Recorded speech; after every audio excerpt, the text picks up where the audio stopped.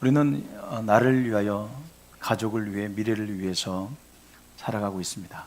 근데 한번 묻겠습니다. 정말 나를 위해 살아가고 있는 걸까요? 열심히 사는데 지쳐갑니다. 성공을 향해서 나가는데 공허하고 사람들 가운데 있는데 외롭습니다. 왜냐하면 우리는 나를 위해 산다고 말하지만 사실은 무엇인가에 끌려 살아가고 있습니다. 우리는 선택하는 것 같지만 사실 우리는 선택당하며 살고 있습니다. 오늘 본문을 통해서 우리는 전혀 다른 이야기를 들을 수 있습니다. 누군가가 나를 위해 살았다는 겁니다. 나는 나를 위해 살아가고 있는데 누군가는 나를 위해 살아주었다라고 성경은 말하고 있습니다. 이사야 53장을 유대인들에게 알려주면 이사야 53장을 유대인들은 잘 모릅니다. 이사야 53장을 배우지 않습니다. 이사야 53장을 가르치지 않는 이유가 뭘까? 메시아에 대한 잘못된 해석. 메시아는 영광의 왕이어야 되는데 고난받는 종으로 설명하고 있기 때문에, 그리고 그 고난받는 종의 모습으로 메시아를 설명하면 예수가 메시아인 걸로 증명되기 때문에 그들은, 유대인들은 53장을 금지합니다. 우리는 이스라엘 유대인들이 금지하는 이사야 53장을 보고 있습니다. 이 본문에는 그는 실로 우리의 질고를 지고 우리의 슬픔을 당해야 했다고 분명히 말하고 있어요. 우리의 질고를 지고, 여기서 질고라고 하는 것은 우리의 단순한 질병을 말하고 있는 게 아니라 우리의 존재의 무너짐과 우리의 삶의 고통을 말하고 있습니다. 내 삶 전체에 일어나는 모든 고통을 짊어지신 분이다라고 성경은 말합니다. 여러분, 슬픔, 이 슬픔은 단순한 감정이 아닙니다. 이 슬픔은 내면 깊은 곳에 있는 깊은 상처를 뜻합니다. 예수님은 단순히 우리의 병만 짊어지신 것이 아니라 내 인생 전체를 짊어지셨음을 기억하기 바랍니다. 주님은 나의 인생 전체를 짊어가고 계심을 기억하기 바랍니다. 한 분이 너무 인생이 힘들고 너무 고통스러운 시간을 보내고 있는데 어느 날 꿈을 꾸었습니다.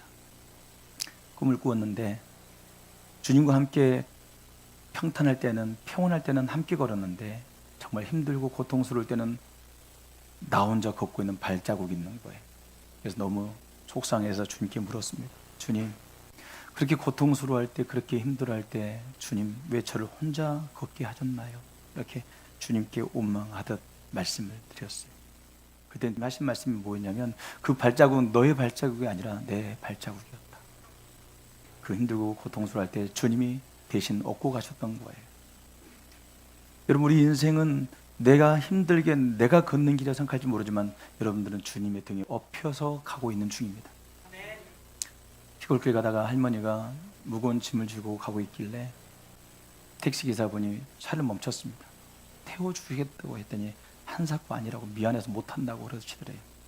그래서 타시라고, 가는 길이니까, 이왕 가는 길이니 모셔다 드리겠다고 타라고 했더니 타시더랍니다. 근데 머리에다가 짐을 이고 내려놓지 않더래요. 그래서 할머니 짐 내려놓으세요 했더니, 아니 몸 탄 것도 미안해 죽겠는데 짐까지 어떻게 맡기냐고 그러시더래요. 예수님께서 나를 맡아주셨습니다. 내 짐, 내 아픔, 내 문제까지 주님이 맡아주신 줄 믿습니다. 이제는 나의 짐이 아니에요. 오늘 본문에 보니까 주님께서 우리 모든 죄악을 그에게 담당시켰다, 던져버렸다는 거예요. 주님께 너 맡아 하고 던져버렸다는 거예요. 하나님께서 예수님에게 내 짐을 떠안겼습니다. 그 주님께서 우리의 짐을 지고 가신 줄 믿습니다. 여러분, 한 주일학교 예배였어요. 주일학교 예배였는데 아이들이 어린 아이들인데, 어린이 예배 가운데 한 선생님이 아이를 데리고 있는 엄마를 불러내었어요. 앞으로 나오라고. 당신의 아이를 십자가에 못 박겠다고 했더니 엄마가 내어줄 수 없다고 이야기합니다. 이 아이를 십자가에 못 박지 않으면 당신이 못 박혀야 된다고 어떻게 하겠냐고 그러더니 내가 차라리 못 박히겠다고 이야기합니다. 그 아이를 진짜 그 앞에 있는 선생님이 맡기고 엄마를 대신에 십자가에 세웠어요. 의자를 놓고 십자가 모형에 그 어머니를 세웠어요. 그저 아이들이 울기 시작합니다. 이 아이를 살리고자 엄마가 대신 십자가에 못 박히고자 하는 그 마음이 예수님의 마음이었다고 이야기하자 이해가 되기 시작했어요. 그 어린아이도 이해하는 걸, 그 주일학교 아이들도 이해하는 이 십자가 복음을 이해를 못하고 여전히 이해 못하겠어요. 그분이 누구신지도 모르겠고 십자가도 모르겠다고 말해서는 안 됩니다. 내가 원하고 있다면, 내가 찾는다면 그 십자가는 여러분에게 오늘 계시될 줄 믿습니다. 저도 십자가를 정말 안다고 말했지만 여전히 날 위해 살았습니다. 말로는 십자가였고 말로는 예수님 때문에 구원받았다고 말했지만 여전히 날 위해 살았어요. 예수님의 십자가는 날 위해서 자기 목숨을 내어주신 사랑이었는데 주님이 날 위해 죽으셨는데 나는 날 위해 사는 거였어요. 뭐가 틀렸다는 생각이 들었습니다. 이건 아니다, 이건 아닌데 라는 생각이 들었지만 여전히 나는 내 중심이었고 내 감각, 내 기분, 내 형편, 내 처지가 우선이었습니다. 근데 십자가는 항상 그렇게 말합니다.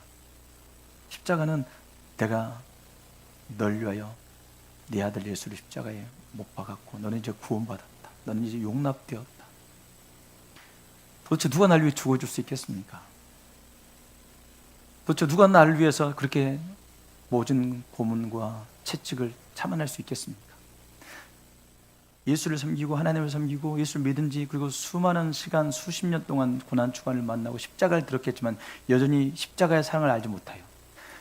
자신을 나를 위하여 주셨는데 여전히 나는 나를 위해 살아요. 그러면서 십자가를 지나고 부활주일 주님이 부활했음을 찬양합니다. 내 안에 예수가 부활하지는 않았는데도 부활주일 왔으니 부활주일을 찬양합니다. 예수님은 내 안에서 부활하고 싶어 하십니다. 나를 통해서 세상을 살아내고 싶어 하시는데 여전히 나는 십자가에 못 박힌 적도 없고 여전히 나는 내가 살고 있으니 언제쯤에 진정한 부활절을, 진정한 십자가를 경험할 수 있을까 생각해 봅니다. 우리는 생각하죠. 그는 징벌을 받아서 하나님께 맞으며 고난을 당한다. 내 문제 아니라고 생각하는 분이 많습니다.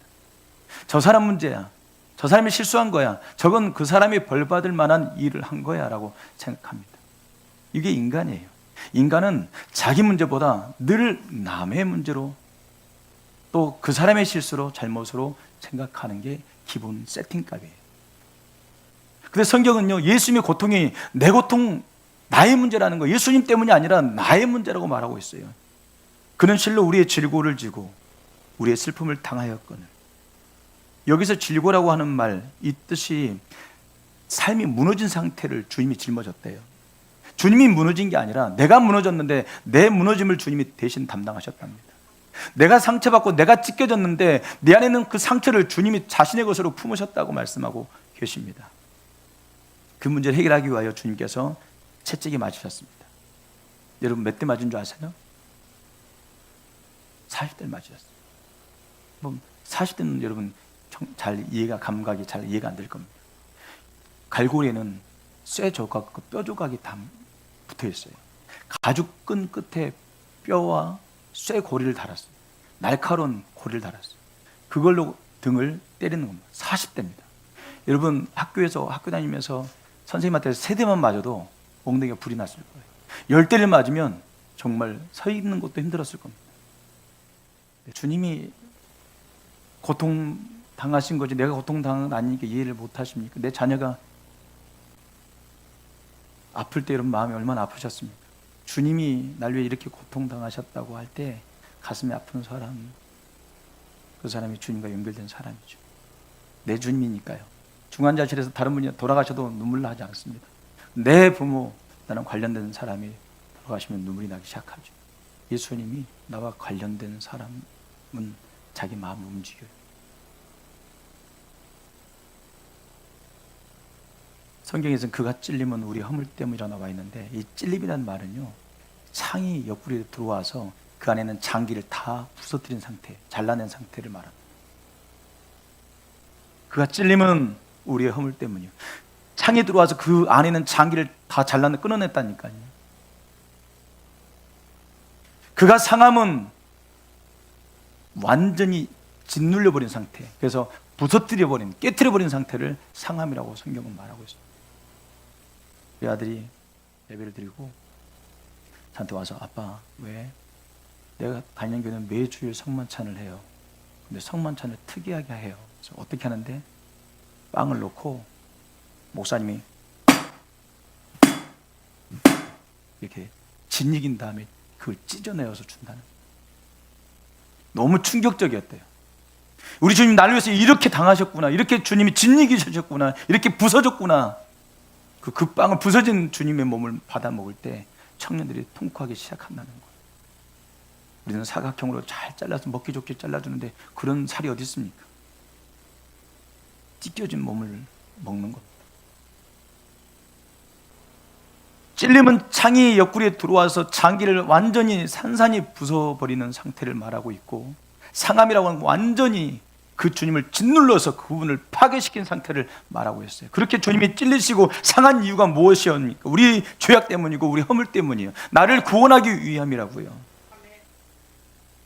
우리는 다 양 같습니다. 성경은 본문은 말합니다. 우리는 다 양 같아서 그릇 행하여 각기 제 길로 갔거늘. 양은 방향 감각이 없습니다. 혼자 살 수 없는 존재입니다. 인간은 자유로운 존재가 아니에요. 인간은 방향을 잃은 존재일 뿐입니다. 자기는 뭔가 목적을 가지고 목표를 가지고 달려간다고 말하지만 인간은 목표를 방향을 잃어버린 존재가 인간의 삶이에요.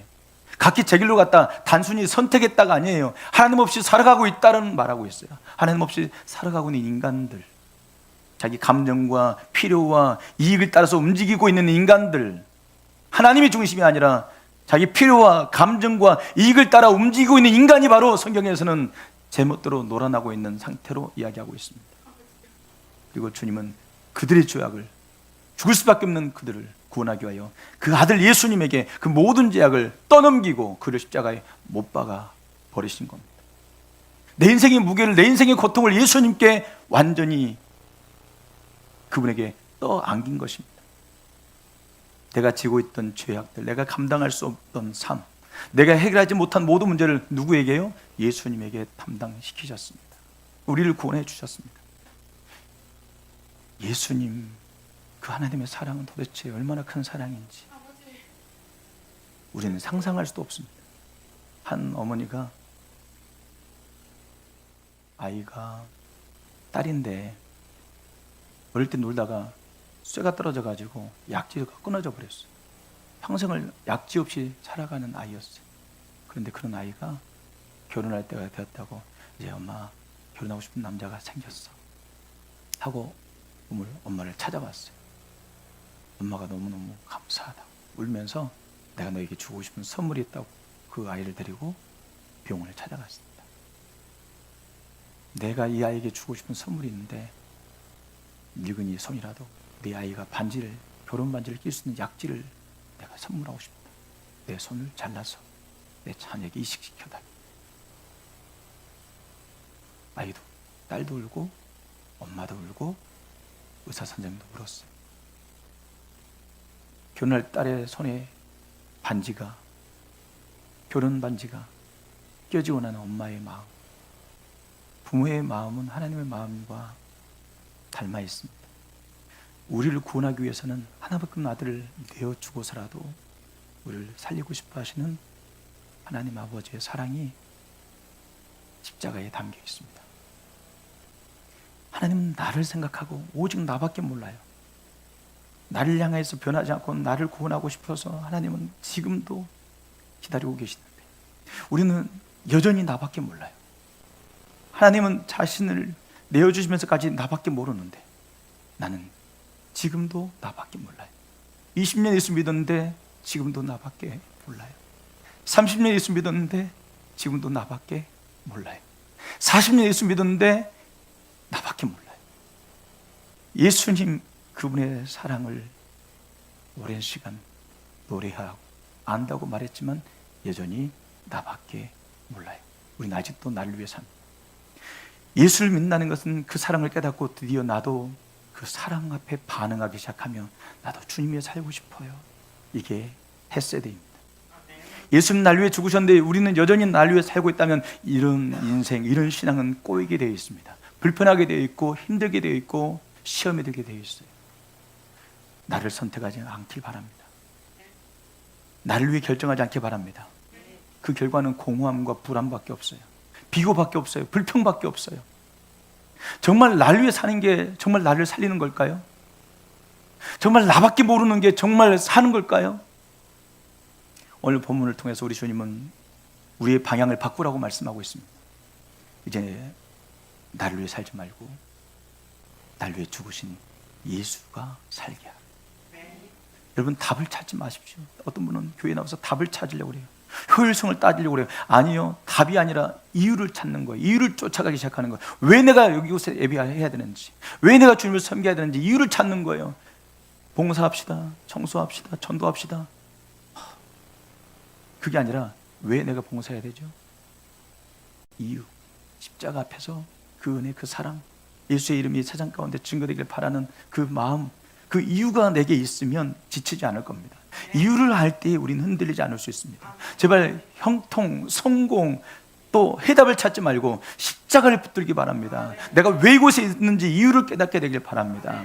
여러분, 우리 주님이 왜 찔리셨습니까? 왜 부서졌습니까? 왜 침묵하셨습니까? 나 때문에.